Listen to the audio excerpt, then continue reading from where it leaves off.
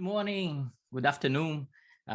Welcome to INSEAD and welcome to In the Case webinar. My name is Felipe Monteiro. I'm a professor of strategy here at INSEAD. And today I'm delighted to welcome to this webinar two of the case protagonists of the ENEL case. Some of you read or at least browse about what's happening with ENEL. And also we are here today with Haley, who is a current MBA student, lots of experience in the sustainability, climate change area, and who will be doing the moderation. I will tell a little bit more about each of the participants of the webinar here today. Let me first go through some of the housekeeping. First, what is the agenda? I'll say a few words about what is the In the Case webinar series. Then I will share with you, how we're gonna work together in the next hour. I'll give an intro on the ENEL case. Then we will have kind of a conversation with Fabio and Ernesto about kind of their trajectories, what they're currently doing, how do they see the future. And after that, we will have time for a Q&A, and Haley will be moderating that Q&A. So how can what is this In the Case webinar series? This is an initiative here at INSEAD with the support of Accenture Strategy, where basically we take some very recent cases published here at INSEAD, and we come and discuss with the protagonists, and right when we invite our students, alumni, friends to come and have this unique window into what's happening in that case. So as some of you may know, INSEAD produces a lot of cases every year. We have a huge case library, and I think this is an opportunity for us, right, somehow to open and to kind of extend and disseminate what has been published here at the school. So the case we're discussing today is the ENEL's innovability. What is the idea of global open innovation and sustainability? Before we go any further, I would like to invite you to start to participate via this online poll. The question is, how familiar are you with ENEL? I'll give some time and then I'll show the results. You may see at the bottom of the slide in front of you, you see how many people voted. So we already have about 60 and it's going fast. So today, I should mention this to you, we have kind of a few hundreds of people joining this webinar from all over the world, kind of dozens of nationalities, again, a true INSEAD experience. So let me show you the familiarity of this group with ENEL. So interesting, right? Most of you have heard about it, but not necessarily very familiar with it. So it's very interesting. I hope this conversation today will provide you a little more of what ENEL is doing, especially in that domain of sustainability and innovation. So ENEL just published their financial results last week. So as you'll see in this slide, in the next one, we're talking about one of the largest utilities in the world, really type of kind of global company that has an impact in what they're doing in many different continents. Here you see how do they compare with some of the other largest utilities. So as we start this conversation, many times it's interesting when you see innovation happening in a startup, in a small company. And I think what we're seeing today is going to be how innovation sustainability is happening when you talk really about a very large organization with this global footprint. So let me go and ask you another question. Please take a look at this picture. This picture is ENEL's headquarters in Rome. And go again to poll everywhere. And write down there, which word best describes that picture? That picture of ENEL's headquarters in Rome. So as you go to poll everywhere, so I see boring popping up, old economy. Someone said triste, traditional, understatement, excellence, 1970s, and you see, right, as a typical word cloud, the words that come up more frequently, they are the largest ones. So clearly old, traditional, right? But then another things, bureaucratic, outdated, etc., are also popping up. And to me, what is interesting is if you just look at the facade of that building, probably, right? You wouldn't be surprised, probably there's not much innovation going on. It looks like old state-owned traditional type of company. But guess what, my friends? What's happening, I think, inside this company has been pretty interesting. I mean, it was a privilege for me and for my co-author to have access to ENEL to write this case, because within that old traditional facade, we found out one of the most innovative companies, not only in the energy sector, but overall. And what's the innovation there? I mean, it's really a kind of tremendous new service that they're offering or product.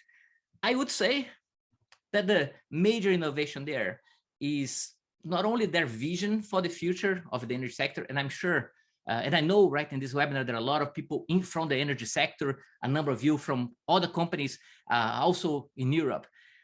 I would say that all of you, or most of you, would have a similar vision now in terms of the importance of sustainability, et cetera, et cetera. I think what's particularly interesting there, it is, right, and their commitment to the SDGs. I think what's particularly interesting there is how do they put together innovation and sustainability under the same hat. So what is interesting here in my assessment is less about, they're coming up with a cool hydrogen solution for this. I think it's more about the organizational innovation that this large multinational put in place to connect innovation and sustainability. But I suppose that a number of you might be wondering, does it make sense? Does it really make sense to put innovation and sustainability together? Could you please go again to Poll Everywhere and right there, what do you think? Do you think does it make sense? Maybe some of you say yes, definitely. Some of you might be a little bit more reticent, okay, this is just marketing. Nice to say. Some others might be just not clear. I don't know. Yeah, let's hear what the case protagonists have to say about it. So let me give you a few seconds more so we have more answers there. And after I do this, what I will do is I will invite Ernesto Ciorra and Fabio Tentori to come and start talking about what they're doing and their own view about this question. So let's see the results. You either convinced about it or you're being nice to the protagonist, say yes, definitely it makes sense. So I would like to now move and just say, whether it makes sense or not. I think clearly as a case study, this is a case that people really like to talk about, right? And students, and we're just being awarded, right, the best case in the FX and sustainability space, which to me just shows how what they're doing, right, what ENEL is doing can be learned and can be discussed, not only in the energy sector or in the energy domain, but to many other managers in different industries who are eager to learn about how to create this innovability area and how to make it work. So I would like to invite Ernesto and Fabio to join me. So Ernesto and Fabio, if you can please turn on your cameras and your mic. Welcome again to INSEAD, this time virtually. We are delighted to have you with us today. I know you're very busy, and thanks for opening part of your agenda to talk to us. You have, right, you in the audience, you have their bios, right? So formally what they have done.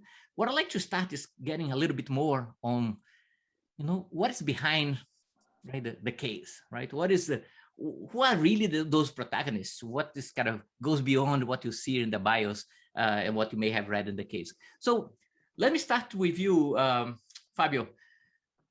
From your days here at INSEAD, Fabio is a alumnus MBA student from INSEAD. From your days at INSEAD, to ENEL. Can you describe a little bit your trajectory? Thanks, Felipe. First of all, for this opportunity. It's really great to be part of this case, and also to be part of this webinar today. My trajectory after INSEAD, when I did my MBA in 2010, I remember very well that INSEAD was already quite forward-looking, and we were already talking a lot about sustainability, doing business for good, ethics, social impact, and all of that. So I went back to a consulting company, McKinsey, where I was working already before INSEAD, and I shifted a little bit my career path to work more with energy. I consulted a couple of times with ENEL, and they hired me to support the development and the launch of a new business dedicated to energy services, which was like value-added services to our customers. The things went quite well. We launched in Italy, and then now all of this became ENEL, which is a new division of our group, as you must have seen in the case, dedicated to electrification and all of the new businesses. And then I joined Ernesto's team. Ernesto was revolutionizing the way that we make innovation in ENEL, and also the way that we make sustainability in ENEL. And I joined the team back in 2017, and since then we opened 10 innovation hubs. We worked with more than 350 startups. Most of all, we delivered real big impact in terms of millions, hundreds of millions actually, on the margin of our group. So this is the way through in my career after INSEAD. Thank you, Fabio. And I know, right, you have kind of fond memories and personal reasons to remember INSEAD. Also, kind of Fabio kind of found his wife here at INSEAD. And right, and I remember last time you came here, kind of remembering you sitting in Amphi A or Amphi B together. So yeah, Ernesto, you have, right, you're not an energy insider, right? You are someone from the outside, and I still remember when I was doing interviews for the case, right, Francesco Staracci, the ENEL CEO, saying, no, we had to bring an outsider. And he was the one who could ask all these stupid questions because he was not from the industry.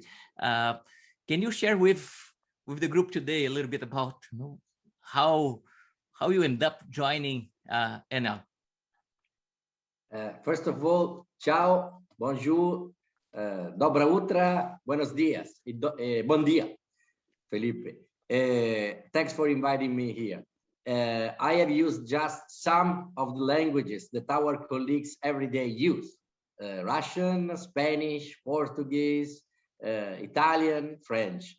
And joining ENEL, it was amazing because I had never been a manager of such a big company.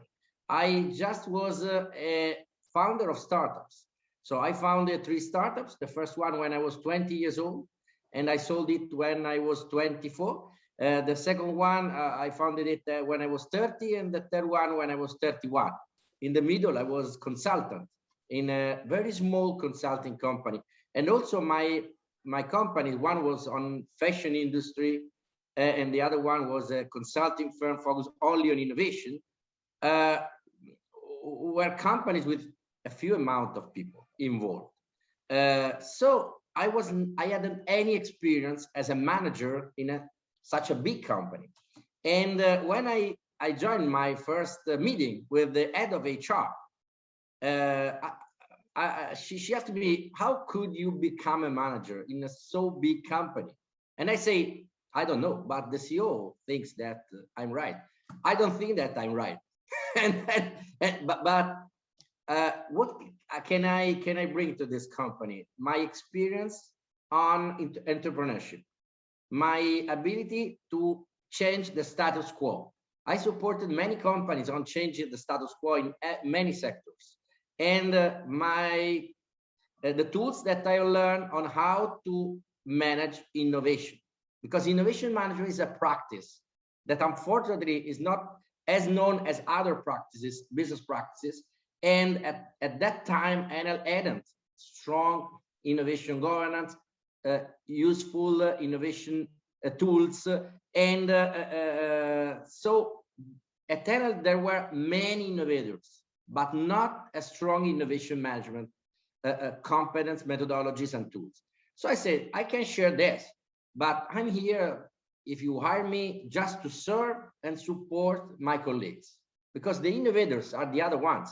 I'm not an expert. I wasn't an expert in the energy industry. In the last 6 years, I've learned a few, but I was not an expert in the energy industry. I was an expert in the telco industry and in the finance, in finance. So not an expert in energy, but it was an opportunity because I could say a lot of stupid things, proposing alternative views, another truth.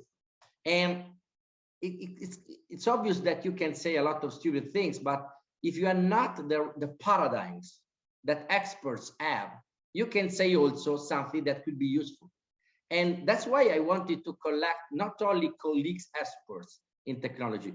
And I didn't want to involve in our innovation just the tech people, but also the other people working at ENEL and people outside, and embracing open innovation as a common mantra, as a philosophy that can pervade everything and can help all colleagues, also the tech people. And they have understood, they have perceived a real support from people out of the box, from people not with the right tech knowledge. And they have experienced it, and they have understood that they cannot do all the job alone with leveraging just the ENEL people, but using the small startups, using getting advice from customers, from suppliers, from the universities, and from NGOs is always useful. And actually, thank you. And I think clearly, right, this approach, which I think even preceded, right, the innovability perspective, this open power approach, being much more open, was fundamental for you and Fabio and the whole team to kind of create and establish and run the innovability area.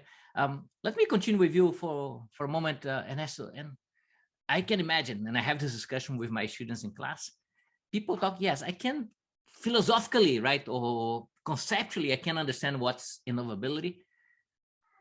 Can you maybe describe, right, on what is on your desk now, what you've been doing? Can you give us kind of 1 or 2 examples of saying, no, this is exactly what I do? Okay.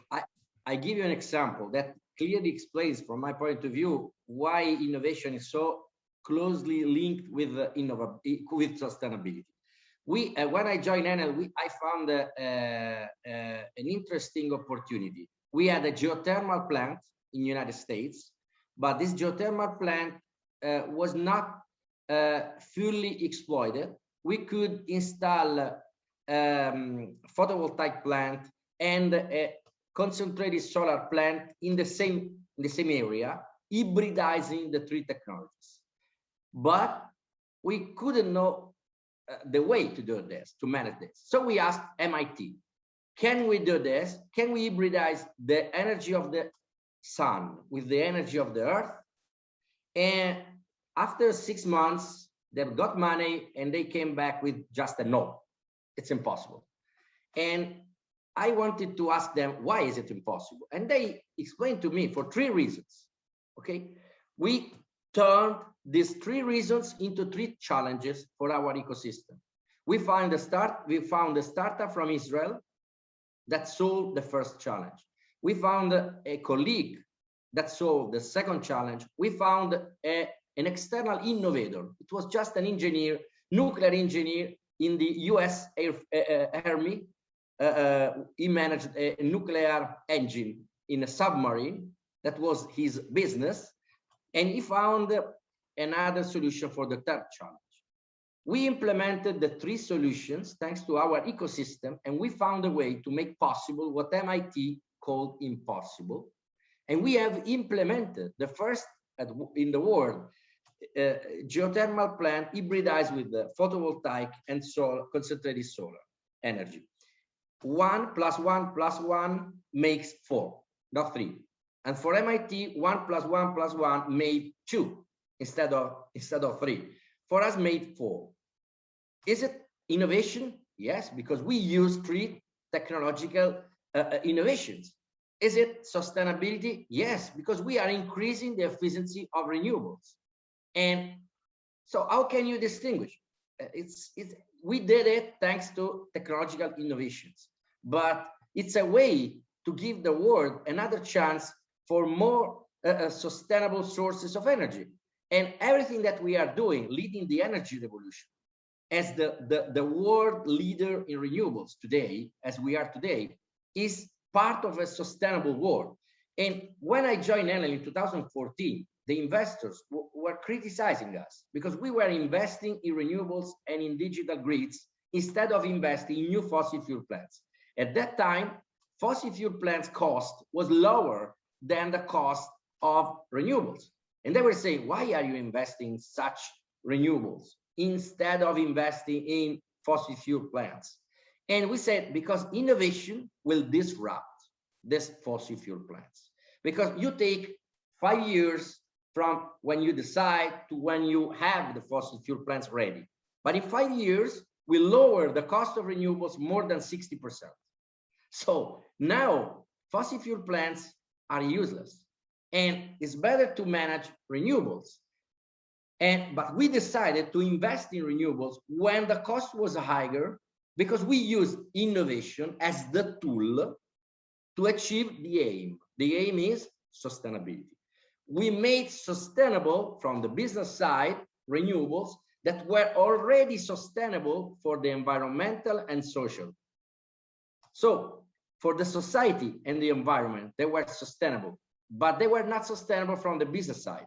We made them sustainable. So innovation was the tool, but sustainability was the aim, because we wanted to survive as a company in harmony with the ecosystems in which we are.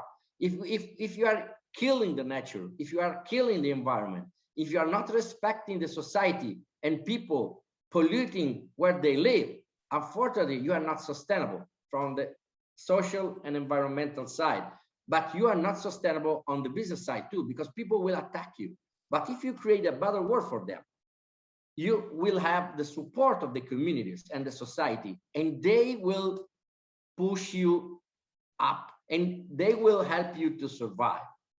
They will be customers, they will be providers of ideas, they will be allies of yours. And this is a win-win approach. And also, it's impossible to make open innovation, from my point of view, not being sustainable. Because if you are not sustainable, the most talented people will not help you. The most talented people don't work for business, for money. They work to give a sense of purpose to their lives. They work and they provide you with ideas because they want to leave something of themselves to the humanity, to humankind. And if you are not sustainable, they don't like you. If they don't like you, they will not support you.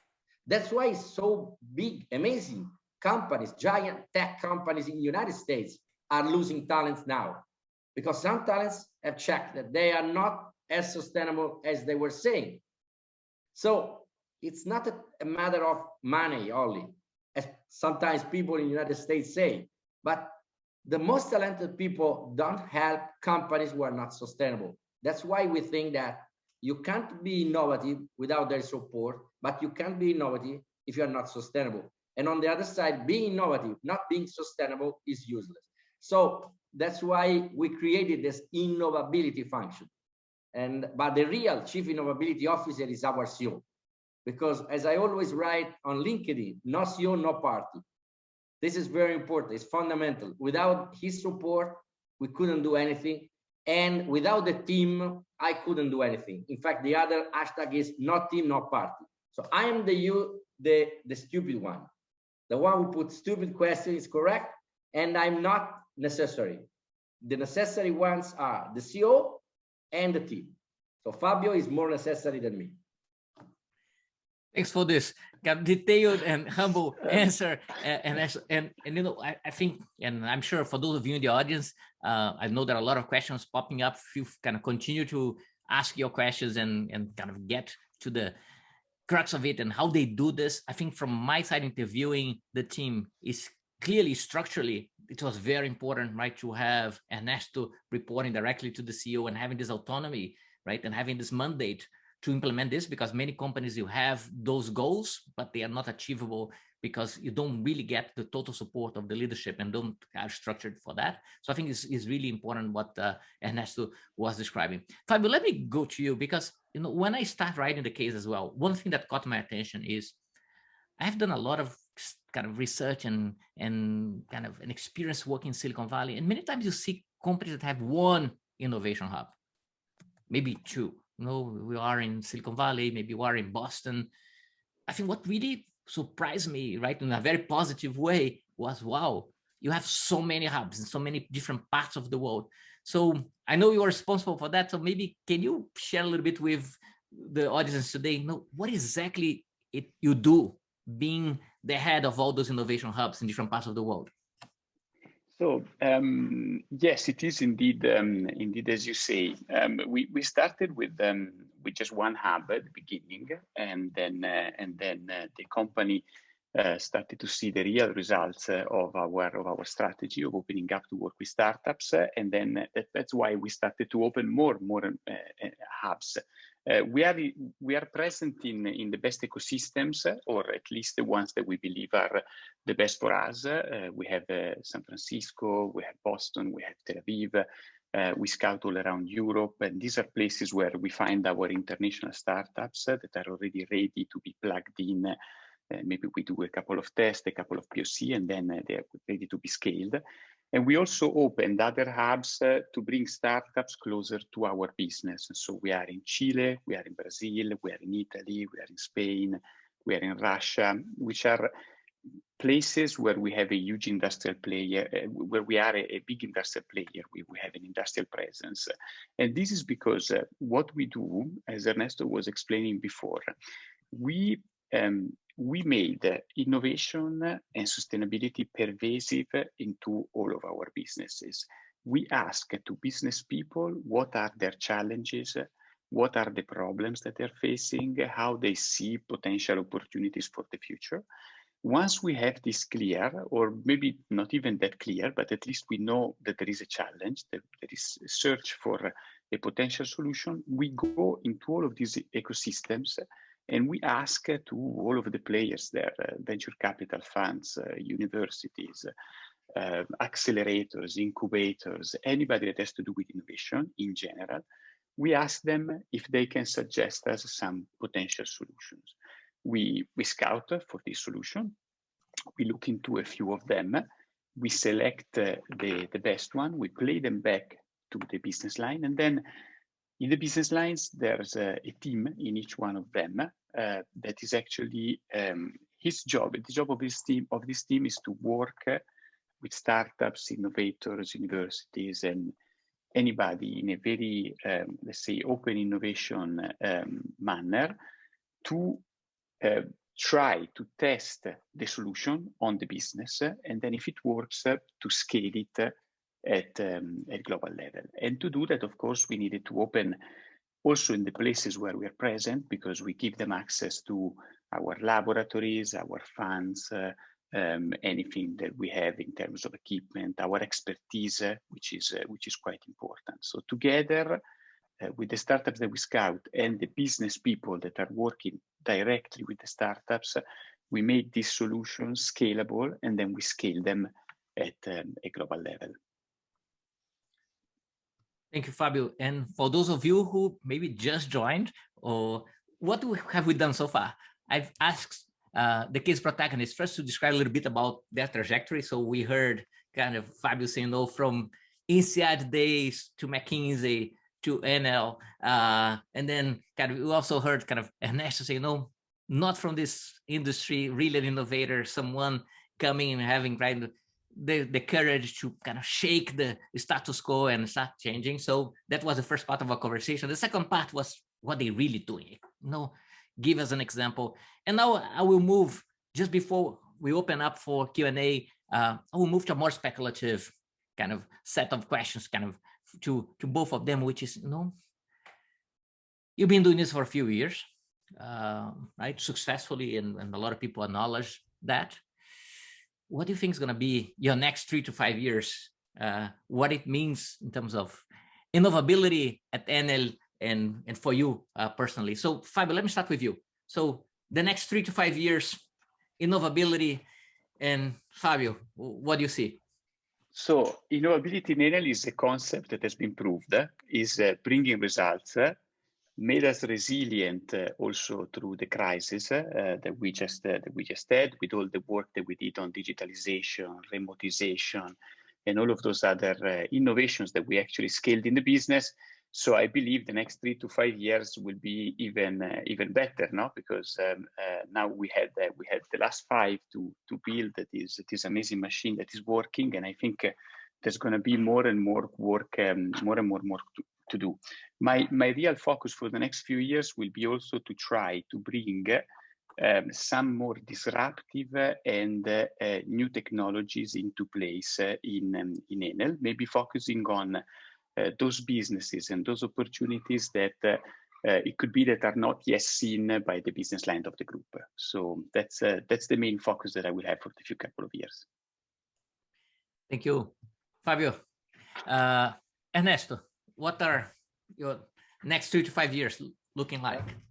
In the next years, I will change my headquarters, because I have already moved from the past office that you have shown and shared with the colleagues here. In fact, we are demolishing and rebuilding our headquarters, a bit like we have completely changed our company. So I'm going to change the office, and I will change the office again. But I'm not sure that I will stay at ENEL in the future, because in the next 2 years, there will be appointed the CEO. If the CEO will be confirmed and will not fire me, I will stay here. But if the CEO will be not confirmed and we will have a new CEO that will not love innovation, I will escape. So it depends on the future that I cannot control.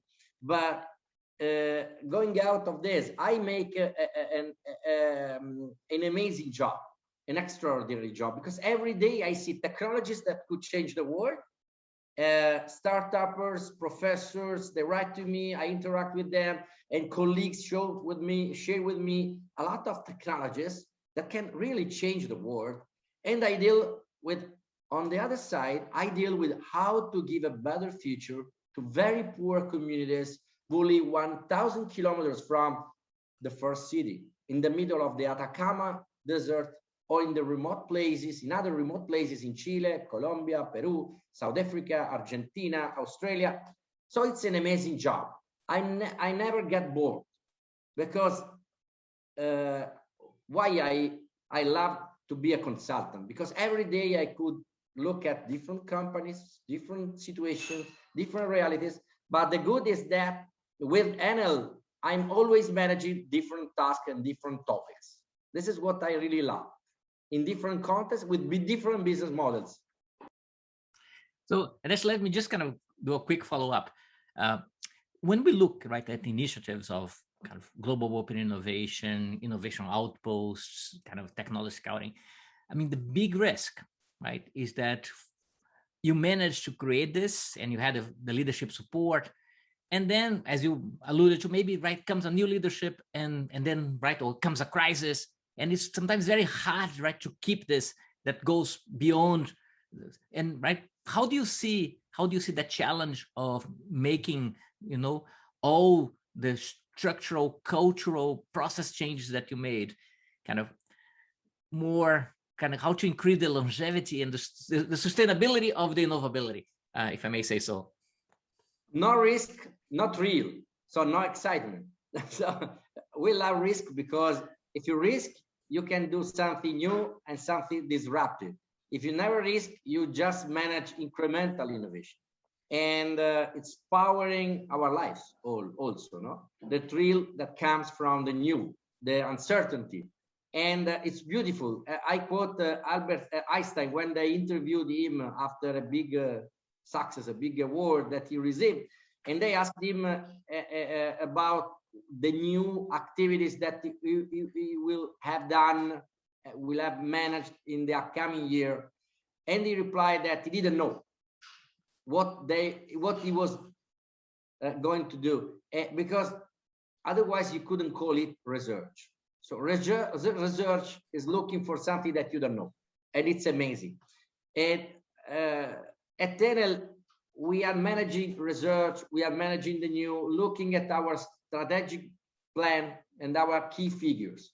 This is very important. On a side, we get the inspiration from the strategic plan, and we try to better the KPIs that are very fundamental, that are very important for our strategic plan. So we are based on the business models, existing business models.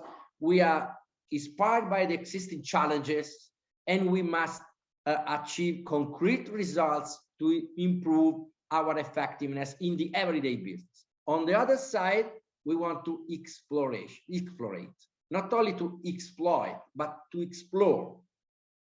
So the exploration activity is aimed at finding new business models, is aimed at finding new ideas that are not in our strategic plan, but that can fuel the growth of our group. So going back to the question that you have put, that I always forgotten, as it happens,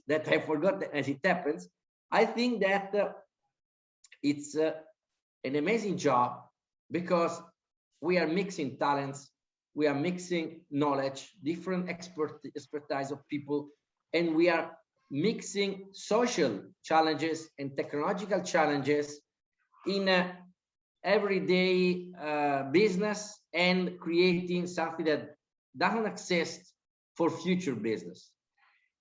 And this is really exciting. But in the next 3 years, what I will do, I don't know.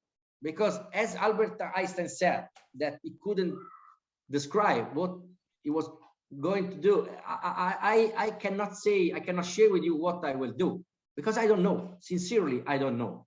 But I know that I'm taking a lot of joy and passion in my everyday activity. And I think that it comes from the fact that every day is different, that every day I analyze different technologies, different problems, different social issues, and every day I try to do my best to support my colleagues, to serve my colleagues. I may hide, Felipe, that another super interesting thing that is happening, Ernesto, I don't know if you agree, is that this enthusiasm that you see is something that is gets transmitted to the entire organization. And in the last few years, we have seen a huge evolution of not just top-down innovation, but also bottom-up innovation. People in ENEL are starting to feel empowered to take more risks, to understand that if they change the way they work, if they change the process that has been going on for the last 10 years or 20 years, and they ask for support from outside, from startups, innovators, and anybody that can help them, this could actually make their job even easier and better, and deliver more impact. So I think this is the way that I believe we will make sure, maybe not make sure, but I believe that even if one day we might leave ENEL, or ENEL might take a different route, it could still be that this flame, this fire for innovation and sustainability will still be in the people that will be part of the group, and so this can continue on. Thank you very much, Ernesto. Thank you very much, Fabio. We are now getting to the Q&A phase of our conversation today. I will invite kind of Haley to join. Just before turning the floor to you, Haley, let me just kind of highlight a couple of things that I heard now from Ernesto and Fabio, which echo a lot what I see when I write case studies. Is people may be wondering, you know, how a company is so open to put what they're doing open, right, and allow researchers like me and go and write a case about them. And by the way, for those of you really interested in that space, when you read the ENEL case, you see, you know, there are a lot of exhibits, very detailed. They were very open to share. And some people say, no, I mean, why don't another company just go and copy it? I mean, they are sharing what they're doing. And typically companies who are really open to do that is because they know what really makes a difference. It's not about what they did, but their capacity and their capability to continue to learn and continue to be open to say, no, I don't know what's going to happen. I will, but I am confident that this is not just a nice building. It is something that kind of is embedded in the organization, and this capacity, right, and that mindset, this growth mindset of learning, it is there. So fascinating. What I will do now is let me stop. Let me invite Haley. I know there's a lot going on. For those of you who might have joined later, so Haley is a current MBA student with kind of background in kind of environmental studies and experience in communication in terms of climate issues. But I think there's something really good about having an MBA student moderating the Q&A. They're the ones who do this in class, right? So when you have class, these are the MBAs, they really are the ones talking to the protagonists and asking a lot of questions. So Haley, I mean, feel free to handle this conversation. Imagine that you are here in Amphi and you have all your colleagues asking questions and you are moderating with the speakers. The floor is yours, Haley. Great. Thank you, Felipe. We've had a ton of really interesting questions in the chat, and I know Ernesto has been furiously answering lots of them. So I would just encourage folks to take a look and see if your question has been answered. There are several kind of key themes coming out in the questions here. What I want to start with is this question around kind of the tools of innovation. So there were lots of questions about AI, big data, about, what is the role of blockchain in the future going forward and advanced analytics.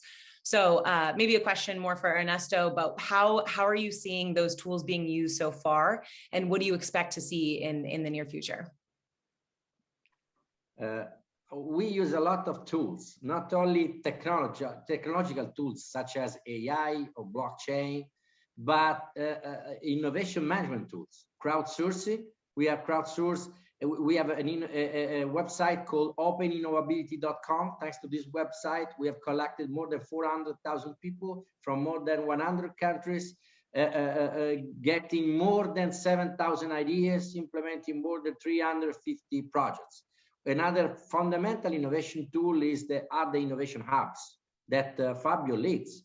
Innovation hubs are a fundamental innovation tool because when we have a challenge, we share this challenge with the most talented people and startups all around the world, because we have people working in Israel, in Boston, in San Francisco, in Madrid, in Moscow, and in Rio de Janeiro, where we have the hubs. And we have 21 labs where we can test their technologies. These labs are in the United States, in Colombia, in Brazil, in Italy, in Spain, in many other countries. We have two labs in Israel, one on cybersecurity and fintech, and another one on the city of the future in Haifa. So we can host startups and with them to create something new that can better our sustainability and the sustainability of the world. And so people usually think about technologies, but technologies are commodities. The real difference, the people can make the real difference. And we want to involve the people, not to buy technologies, because if you involve people, they can give you their best, even innovating in technologies that they have. And we are managing robots with a lot of innovative companies, but the robots are not the solution. The solution comes from the people that work for those startups and big companies working in this company, working with us and our people. So a very famous company from Boston Dynamics, is working with us on robots of the future. They came to us with the dog robot, and we say we need a monkey, and they were laughing a lot. But we need a monkey because it can climb the pole, the electric pole, and can repair them. And now we are looking for a monkey robot instead of a dog robot. But we are using also their dogs for our other inspections that we have. We use drones. We use what is amazing is that how we managing the evolution of technologies. For these technologies, we don't have a hierarchical structure. We manage them with communities that are like the Impressionists in Paris. They are managed like the Impressionists or the Sturm und Drang poets or the Lake District poets. They choose, they peers. People join because they love the topic. It doesn't matter where they are. in which part of the company they are, they can join the community. It doesn't matter if they are in Colombia managing marketing or laws, or if they are part of the fiscal department, or if they are in a so low level, role. But it doesn't matter where they are, what they do. They can join the community. They can provide the community with ideas. And the communities choose the leaders without any organizational disposition saying this is the leader. Can you imagine that the impressionists have an organizational disposition say Manet is the leader, or Monet is the leader, or Degas is the leader? No, it's stupid, no? So we are managing the emergent technologies in such a way without any hierarchy, and we are getting amazing KPIs in terms of results, because these people join communities because they love the topic, and because they love, they innovate, and because they innovate, they get concrete success results that are bettering our bottom line. And I can share with you that we have measured the impact of the innovation in the last 5 years, and we have achieved amazing results in terms of incremental EBITDA that we have achieved thanks to our innovations. Great. Yeah, you answered some of the other questions too, which are about metrics and how you actually measure how innovation is working, what are the results from it, and what are some of those KPIs. We also have a bunch of questions that are more on the cultural side of things. And I know you answered some of those questions, Ernesto, and said, you know, there hasn't been resistance at the top level, and based on the CEO and his buy-in and really pushing this innovability forward, that has not been a problem. So maybe I'll change the question a little bit, because I think it's still a useful one, and ask, for companies or organizations that are seeking this kind of innovation, but that are seeing resistance themselves, what would you recommend to them? And how do you kind of get buy-in across an organization and then sustain that buy-in over time, kind of a bottom up versus top down? And how should that look? Fabio, can you answer? And you can explain how we have organized the innovation. I can, of course, and then you can add if I miss anything. But I think it's the thing here is the following. As Ernesto was saying, there is a need for a top-down approach for sure, but the top-down approach is not on you should do innovation or you should do this specific thing in hydrogen or whatever, because that would not be taken very well by the organization. The top-down approach means that you take innovation, and instead of having it in the marketing department or the communication department or the regulatory department, you put it at the level of the CEO of the group. By doing that and hiring a person maybe like Ernesto, hopefully Ernesto stays with ENEL for the next few years so that we can keep enjoying. But the thing is, you do these things and then you make innovation important in the entire group. Our CEO asks to all of the directors what innovation are they bringing into the business. So it's not like I tell you to do innovation, but which innovation are you bringing into the business? And this starts that machine that then goes down and down and down, and it helps bottom-up innovation to come up. Like, for example, like the majority of the projects that we do are managed not directly by the director or by the top management of the group, but they're managed by middle management and even down farther. I have to say, the thing that makes this happen more and more is showing real results and impact of the innovation that we make. So don't start by next year I need to work with 300 startups, because it's never going to happen and it's going to be a huge failure for sure. No, we started, we did a few projects, a lot of them failed, we insisted on many more, and then when we started to see results coming into the business, then it was less of us going to the business people to ask, would you make a project with us? Would you make a project with the startups? Would you? But it's now them coming to the rest of the team to ask for our services, which, as Ernesto was saying before, extremely simple. Like, I just need to listen internally and then ask and listen externally and then try to make a match. And it's becoming easier and easier. Great. And I think a lot of folks are interested in the kind of climate and renewable energy nexus here and what ENEL's climate strategy is. There have been some questions about your stance on nuclear power, kind of CO2 emissions generally. Is carbon offsetting part of the strategy? And I wanted to add a little bit to that too, because I know in the case, one of the dimensions of sustainability that you talk about is inclusion. And so wanted to hear a little bit about kind of how ENEL is making sure that the approaches that you all are taking are really inclusive and considering diversity. And then kind of from a climate perspective, what does that mean for your company? I want to give you just to share with you a story, very, very short story, but that inspired me. I received through LinkedIn a message from a person that is on wheelchair since he was born. And he asked me to provide him a solution to recharge his wheelchair with the same infrastructures that we use to recharge electric cars. And he said that every day he goes to the office, he works for a bank, but he has the amount of electricity, just the minimum amount to go to work and to come back. But he can't go just to a bar to get a coffee because he cannot recharge his electric car, his electric wheelchair. And I asked my colleagues, hey, is it possible to use the electric infrastructure to recharge electric cars, to recharge an electric wheelchair? And I was surprised because it was impossible, and there wasn't any solution in the market. So I invited this guy to join our labs, and thanks to his support, we have developed the first in the world device to recharge an electric wheelchair using the existing infrastructures that people use to recharge electric cars. The total cost of this device is 50 euros, so very, very cheap.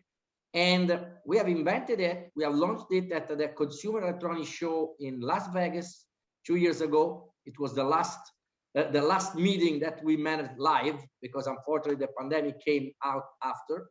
And we won the award as the most inclusive innovation in the world. So we think that being inclusive is a business. Being inclusive is a fundamental opportunity in terms of managing social issues and in terms of business.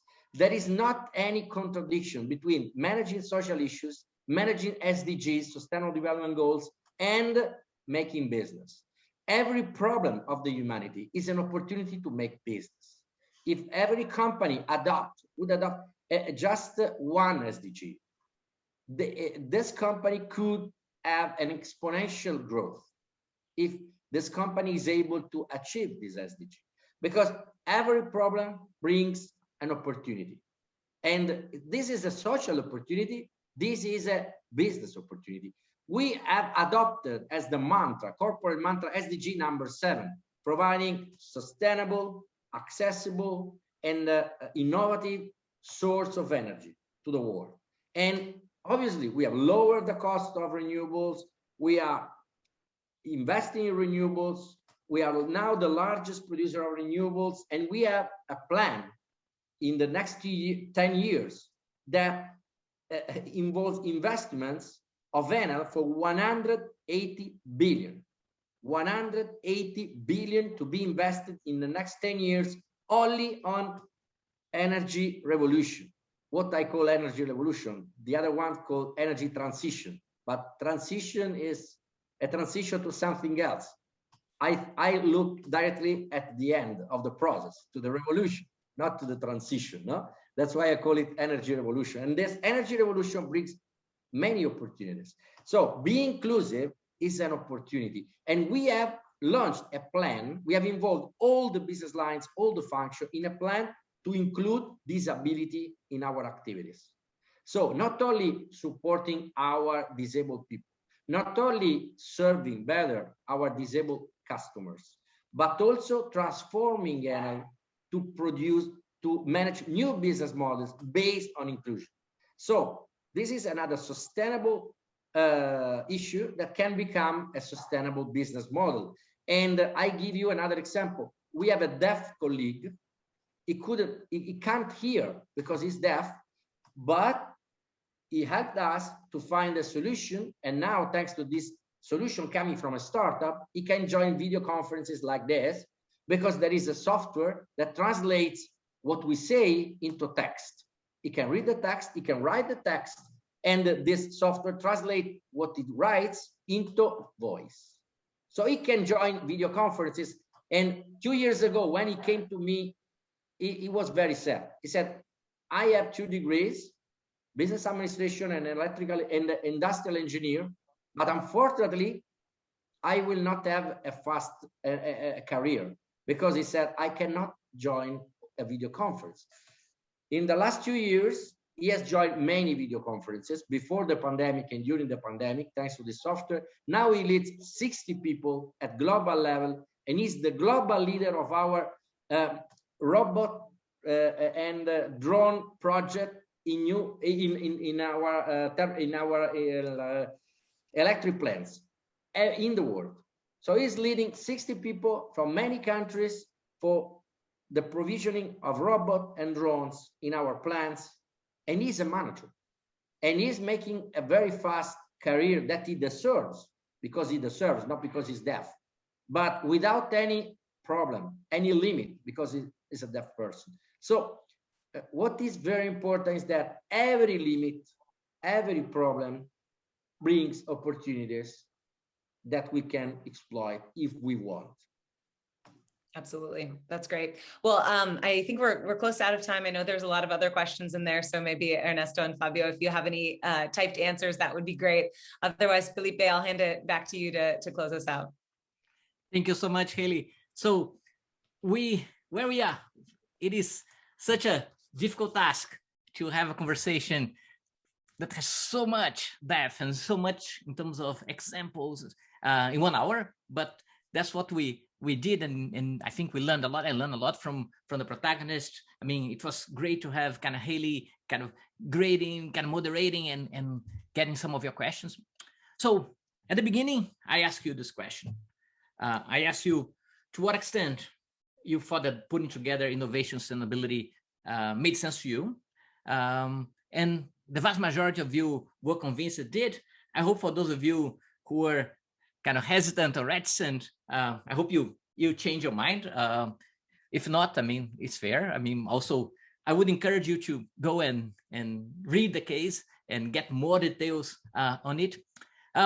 Let me, just in this final minute, remind ourselves about what INSEAD is, right, and what we're trying to do. I think it is fantastic that this case came up from one student, right? So Jose Miguel Benavente, that Michael offered, interacting with an alumnus, Fabio Tentori, and then Fabio kind of connecting us with the leadership of ENEL, and we're working together on this.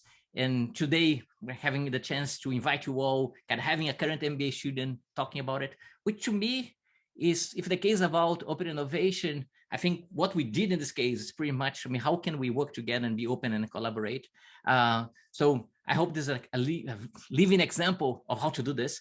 I think the other story behind this case is we're talking about, right, how INSEAD, how business schools can be a force for good.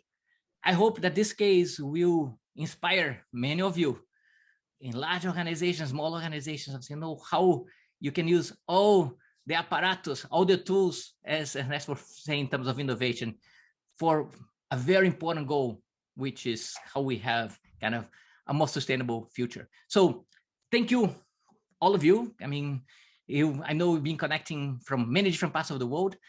You might see in the Q&A box, so my colleague Sandra, she has already included there a link to the next webinars coming up. And with that, let me thank again Ernesto, Fabio, Haley, thank all of you. And I hope to see you soon, either back on campus or online. Thank you. Thanks. Thank you very much. Obrigado. Such a pleasure. Bye.